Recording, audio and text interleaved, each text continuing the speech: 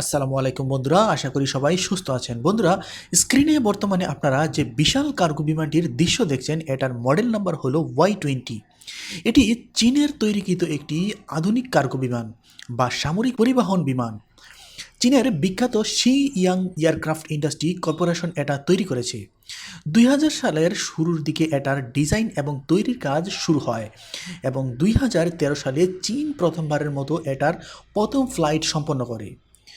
2016 সালে ব্যাপক ভিত্তিতে এটি চীনের বহরে যুক্ত হয়। যুক্তরাষ্ট্রের সর্বাধুনিক JC-17 গ্লোবমাস্টার 3 উচ্চ ক্ষমতা সম্পন্ন কার্গো বিমান রয়েছে। তার সক্ষমতা হলো এই বিমানটি এবং 66 টন পেলোড বহন করতে পারে এবং রেঞ্জ হলো 7800 কিলোমিটার। চীন তার সামরিক সক্ষমতা এবং সামরিক বিভিন্ন ধরনের অস্ত্র ডেলিভারি দেওয়ার জন্য এই বিমানগুলোর ব্যবহার করে। বিভিন্ন ধরনের হেলিকপ্টার, ট্যাঙ্ক, বিভিন্ন ধরনের যুদ্ধবিমান এই কার্গো বিমান দিয়ে ডেলিভারি করা হয়।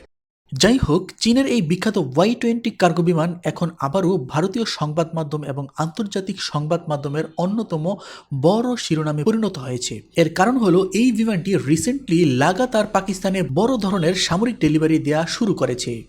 দেখুন, আন্তর্জাতিক সংবাদ মাধ্যমগুলো নিশ্চিত করেছে চীনের এই বিখ্যাত Y20 বিশাল কার্গো বিমান পাকিস্তানের ভেতর J-35 পঞ্চম প্রজন্মের যুদ্ধবিমান, আধুনিক রেডিয়েন্টের যে নতুন আকাশ প্রতিরক্ষা ব্যবস্থা, এছাড়াও চীনের নেক্সট জেনারেশন JER-2 মিসাইল রয়েছে, PL-15, PL-17, যার রেঞ্জ হলো 400 মিটার।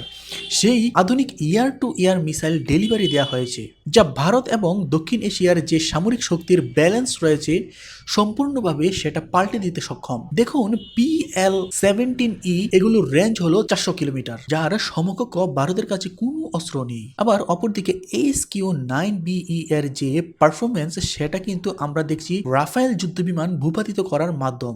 আর দক্ষিণ এশিয়ার প্রথম দেশ হিসেবে পাকিস্তানি হতে চলেছে সেই দেশ যারা J-35 এর মতো পঞ্চম প্রজন্মের যুদ্ধবিমান ডেলিভারি পেল। পাকিস্তানের সংবাদ মাধ্যম নিশ্চিত করছে যে প্রথম ধাপের পঞ্চম প্রজন্মের যুদ্ধবিমান তাদের ডেলিভারি দেওয়া হয়েছে। দেখুন, পাকিস্তানের আজকে যে আমরা সামরিক শক্তি দেখি এবং সামরিক উত্থান দেখি, তারা রিসেন্টলি অ্যান্টিশিপ ব্যালিস্টিক মিসাইলও পরীক্ষা করেছে। তাদের এই সামরিক সক্ষমতার সকল কিছুর মূলে রয়েছে চীন। চীন শুধু পাকিস্তানের কাছেই অস্ত্র বিক্রি করে না, বরঞ্চ ফ্রিতে এবং অর্ধেক দামে অনেক অস্ত্র দেয়, যার লেটেস্ট অংশগ্রহণ হলো এই J-35 পঞ্চম প্রজন্মের যুদ্ধবিমান। একে তো পঞ্চম প্রজন্মের যুদ্ধবিমান পৃথিবীর অন্যান্য দেশ বিপুল পরিমাণের অর্থ খরচ করেও যুক্তরাষ্ট্র বা অন্যান্য দেশ থেকে এটা ক্রয় করতে পারছে না। অথচ পাকিস্তানকে শক্তিশালী করার জন্য চীন তাদের এই J-35 পঞ্চম প্রজন্মের যুদ্ধবিমান অর্ধেক দামে, অর্থাৎ $150 মিলিয়ন দাম হলো এক একটি বিমানের, তা 70 থেকে 75 মিলিয়ন ডলার দাম ধরে পাকিস্তানকে বিক্রি করেছে, ডেলিভারি দিয়েছে। পাকিস্তান তার বহরে থাকা F-36 যুদ্ধবিমানগুলোকে রিপ্লেস করতে চায়, কারণ সেগুলো ভারতের বিরুদ্ধে ব্যবহার করা যায় না। উল্টো তাদের কৌশল ফাঁস হয়ে যায় যুক্তরাষ্ট্রের মাধ্যমে, যার জন্য পুরো F-36 এর যে ব্লক রয়েছে, তাদের ভেরিয়েন্ট রয়েছে, তা পরিবর্তন তারা করতে চায় J-35 যুদ্ধবিমান দিয়ে। যার জন্য চীনের সঙ্গে 40টি যুদ্ধবিমানের চুক্তি এবং আগেই করেছিল, প্রায় 1 বছর পূর্বে করা হয়েছিল, এবং যেমনটা বলা হয়েছিল 2 বছরের মধ্যে ধাপে ধাপে এটা ডেলিভারি দেওয়া হবে। যেমনটা আন্তর্জাতিক সংবাদ মাধ্যম নিশ্চিত করেছে, চীনের বর্তমান যে প্রোডাকশন লাইন প্রতি বছরে 125টি এই J-35 যুদ্ধবিমান তৈরি করতে পারে, সেখান থেকে কিন্তু ধাপে ধাপে তারা নিজেদের বহরে যুক্ত করবে এবং পাকিস্তানকে ডেলিভারি দেবে, যার প্রথম অংশ হিসেবেই পাকিস্তানের কয়েকটি যুদ্ধবিমান ডেলিভারি দেওয়া হয়েছে। স্ক্রিনে বর্তমানে আপনারা যে যুদ্ধবিমানটির দৃশ্য দেখছেন, এটি চীনের শেংজিয়াং বা J-35 যুদ্ধবিমান, যেটি চীনের পূর্বেও JC-31 রয়েছে তার উন্নত সংস্করণ।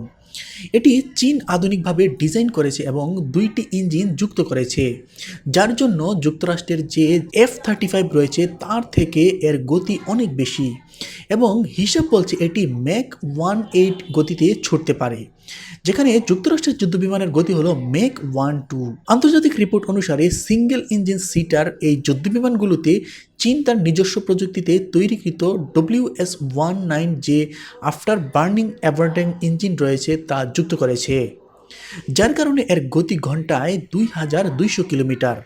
এছাড়াও এটি প্রায় 1200 কিলোমিটার ফুল লোড সহ অপারেশন করে আবার ফেরত আসতে পারবে। দেখুন এই যুদ্ধবিমানটির RCS বা রাডার ক্রস সেকশন হলো 0.005 স্কোয়ার মিটারেরও কম, মানে হলো রাডারে এটা হাতের তালুর মতো দেখাবে।